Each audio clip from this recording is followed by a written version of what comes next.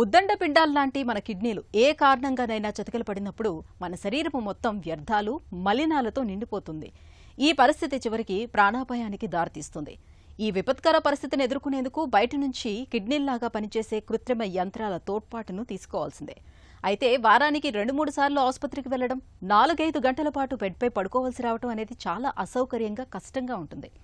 దీంతో కాలహరణంతో పాటు ఉద్యోగానికి, ఇతర రోజువారీ కార్యకలాపాలను కూడా వాయిదా వేసుకోవాల్సి వస్తుంది. అయితే ఇలాంటి ఇబ్బందులేవీ లేకుండా హాయిగా ఇంట్లోనే డయాలసిస్ చేసుకునే వెసులుబాటు లభిస్తే అంతకు మించిన సౌకర్యం మరొకటి ఉండదు. పెరిటోనియల్ డయాలసిస్ ఆ వెసులుబాటునే కల్పిస్తుంది. పెరిటోనియల్ డయాలసిస్ గురించిన పూర్తి వివరాల్ని డాక్టర్ని అడిగి ఇప్పుడు తెలుసుకుందాం.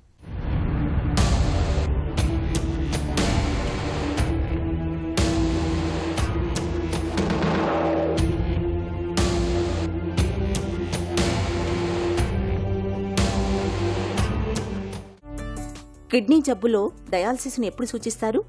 ఒకసారి కిడ్నీ పూర్తిగా ఫెయిల్ అయ్యి ఎప్పుడైతే కిడ్నీ ఫంక్షన్ అనేది <10% ఉంటుందో వాళ్ళకి ఏంటంటే 3 రకాల ఆప్షన్స్ ఉంటాయి. ఒకటి కిడ్నీ ట్రాన్స్ప్లాంటేషన్, ఒకటి హాస్పిటల్కి వెళ్ళి చేయించుకోవాల్సిన వారానికి 3 సార్లు 4 అవర్స్ హీమోడయాలసిస్ మెషిన్ మీద అటాచ్ అయ్యి బ్లడ్ను ఫిల్టర్ చేసుకుంటూ ఉంటారు. అండ్ 3వ రకం ఏంటంటే పెరిటోనియల్ డయాలసిస్. పెరిటోనియల్ డయాలసిస్ అంటే ఏంటి? మన పొట్టలో ప్రతి ఒక్కరికి పెరిటోనియం అనే ఒక లేయర్ ఉంటుంది. ఆ లేయర్ అనేది మనకు కిడ్నీ లాగా పనిచేస్తుంటుంది. ఈ పెరిటోనియల్ డయాలసిస్లో ఏంటంటే మనం మార్నింగ్ అంటే అరౌండ్ 7 o'clock 8 o'clockకి ఒక 2 liters of peritoneal dialysis fluid అంటాము. ఆ ఫ్లూయిడ్ని అబ్డామిన్లోకి పంపించుకోవడం పేషెంట్స్కే నేర్పించేస్తుంటాం. లైక్ మార్నింగ్ 8 o'clockకి ఒక 2 liters ఆఫ్ ఫ్లూయిడ్ పొట్టలోకి పంపించుకున్న తర్వాత మధ్యాహ్నం 2 o'clock 3 o'clock లంచ్ టైంలో ఆ ఫ్లూయిడ్ని మళ్ళీ బయటికి తీసేసుకొని మళ్ళీ ఒక బ్యాగ్ ఫ్లూయిడ్ని లోపలికి ఎక్కించుకుంటారు. అట్లాగే రాత్రి టైంలో కూడా డిన్నర్ టైంలో కానీ మళ్ళీ ఒకసారి ఈ ఫ్లూయిడ్ బయటికి తీసి కొత్త ఫ్లూయిడ్ని లోపలికి పొట్టలోకి పంపిస్తుంటారు. రోజుకు ఒక 3 times తీసేసే ప్రాసెస్ని పెరిటోనియల్ డయాలసిస్ అంటారు. పెరిటోనియం ద్వారా రక్తం ఎలా శుద్ధి అవుతుంది? ఈ పెరిటోనియల్ డయాలసిస్ అనేది ఎలా పనిచేస్తుంది అంటే ఏంటంటే మన బాడీలో పెరిటోనియం అనేది ఉంటుంది. ఆ పెరిటోనియంకి ఏంటంటే చిన్న చిన్న స్మాల్ క్యాపిలరీస్ బ్లడ్ వెసల్స్ అంటాము. అంటే మనకు మామూలుగా కిడ్నీలలో ఎట్లయితే గ్లామరులస్ అని ఉంటుందో అట్లే ఈ చిన్న చిన్న స్మాల్ బ్లడ్ వెసల్స్ ఉంటాయి. ఆ బ్లడ్ వెసల్స్లోకి వెళ్ళి ఏంటంటే మనం ఇప్పుడు పెరిటోనియల్ డయాలసిస్ ఫ్లూయిడ్ అబ్డామిన్లోకి పంపించిన తర్వాత మనం పంపించిన ఫ్లూయిడ్లో మామూలుగా ఇప్పుడు డెక్స్ట్రోజ్ అని ఉంటుంది. ఈ డెక్స్ట్రోజ్ ఉండడం వల్ల ఏంటంటే మన బాడీలో ఆస్మాటిక్ గ్రేడియంట్ అంటాం. దానివల్ల బాడీలో ఉన్న ఎక్స్ట్రా వాటర్ అంతా కూడా ఆ క్యాపిలరీస్ నుంచి ఈ ఫ్లూయిడ్లోకి వస్తుంటుంది.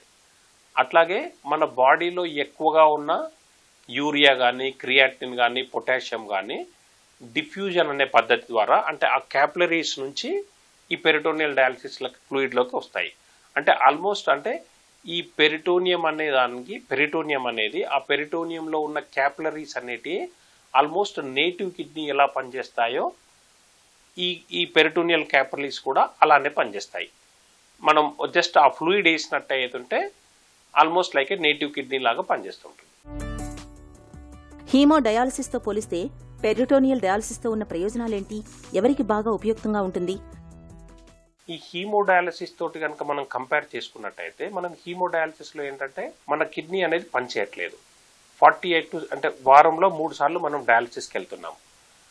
ఆ 3 రోజులలో 2 రోజులలో మన కిడ్నీ పని చేయకుండా మన బాడీలో మలిన పదార్థాలన్నీ ఎక్కువగా పేరుకుపోయి వాటర్ అంతా ఎక్కువగా అయినప్పుడు ఒక 3 days తర్వాత 2 days తర్వాత 4 hours మనం ఫిల్టర్ చేస్తున్నాం.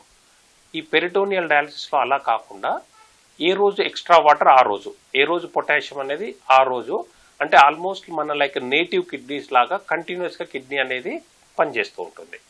ఈ పెరిటోనియల్ డయాలసిస్ వల్ల ఇంకా అదర్ అడ్వాంటేజెస్ ఏముంటాయంటే నార్మల్గా హీమోడయాలసిస్ తోటి పోల్చుకుంటే పెయిన్ ఉండదు ఒకటి.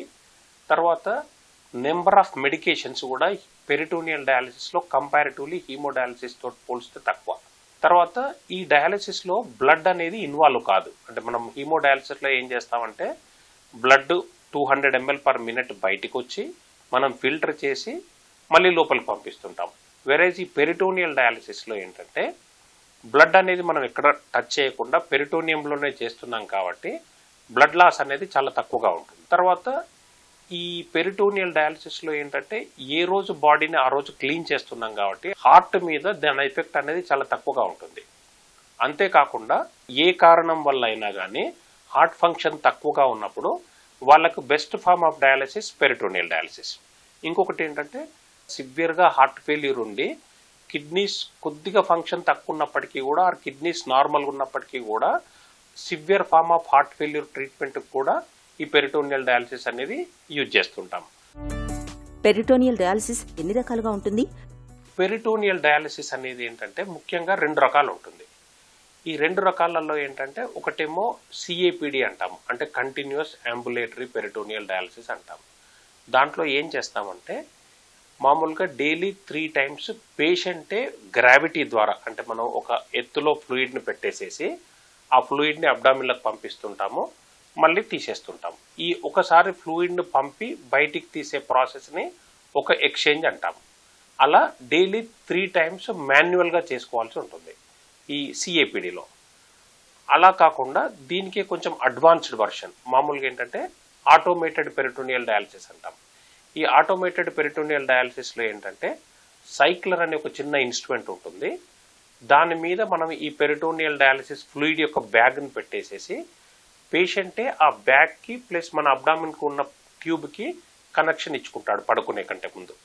అండ్ మార్నింగ్ లేసేటప్పటికి ఆ మిషనే, ఆ సైక్లరే మనకు 1 hourకి ఒకసారి ఫ్లూయిడ్ని లోపలికి పంపించి మళ్ళీ బయటికి తీసేస్తుంటుంది. అట్లా మార్నింగ్ వరకు ఒక 7 to 8 times ఫ్లూయిడ్ని లోపలికి పంపించి తీసేస్తుంటుంది. మార్నింగ్ మనం లేచేటప్పటికే డయాలసిస్ అనేది కంప్లీట్ అయిపోతుంది. దీన్నే ఆటోమేటెడ్ పెరిటోనియల్ డయాలసిస్ అంటాం. పెరిటోనియల్ డయాలసిస్ కోసం రోగిని ఎలా సిద్ధం చేస్తారు? డయాలసిస్ ప్రక్రియ ఎలా ఉంటుంది? పేషెంట్ కనుక పెరిటోనియల్ డయాలసిస్కి విల్లింగ్ ఉన్నట్టు ఏది ఉంటే వాళ్ళకి ఏం చేస్తామంటే పొట్టలో ఒక చిన్న ట్యూబ్ పెట్టేస్తాం. దాన్ని పెరిటోనియల్ డయాలసిస్ క్యాథెటర్ అంటాము. అది సర్జికల్ ప్రొసీజర్గా చేస్తారు. అది చేసినప్పుడు ఏంటంటే ఆ ట్యూబ్ అనేది ఒక ఎండ్ పొట్టలో ఉంటుంది, ఒక ఎండ్ బయటకు ఉంటుంది. ఈ ట్యూబ్ పెట్టిన తర్వాత ఒక 2 weeks వరకు మనం ఆ పెట్టిన ఇన్సిషన్ అంతా హీల్ కావడానికి దాన్ని ఫ్రీగా వదిలేస్తాము. 2 weeks తర్వాత మనం ఎక్కడికి వెళ్ళైతే ట్యూబ్ పెడతామో అది పుండు మానిపోతూ ఉంటుంది. మానిపోయిన తర్వాత పేషెంట్కి ఏం చేస్తామంటే ఈ పెరిటోనియల్ డయాలసిస్ ఎలా చేయాలి అనేది ఒక 3 daysలో ట్రైనింగ్ ఇస్తాం. సింపుల్, లైక్ ఇప్పుడు ఆటోమేటెడ్ పెరిటోనియల్ డయాలసిస్ అయితే నైట్ మిషన్కి ఎట్లా కనెక్ట్ చేసుకోవాలి, మళ్ళీ మార్నింగ్ ఎట్లా డిస్కనెక్ట్ చేసుకోవాలి. సో నైట్ పడుకునేటప్పుడు కనెక్షన్ చేసుకోవడానికి ఒక 20 minutes పడుతుంది, మార్నింగ్ డిస్కనెక్ట్ చేయడానికి ఒక 20 minutes పడుతుంది. సో రిమైనింగ్ అంతా కూడా వాళ్ళు మామూలుగా నిద్రపోవచ్చు, ఏ రకమైన డిస్టర్బెన్స్ ఉండదు. వేరేజ్ మాన్యువల్ అంటే సిఏపిడిలో ఏంటంటే 3 times వాళ్ళు ఈచ్ ఎక్స్చేంజ్ని, అంటే మనం ప్రతిసారి ఫ్లూయిడ్ లోపలికి పంపించి బయటికి తీయడానికి ఒక 30 minutes టైం పడుతూ ఉంటుంది.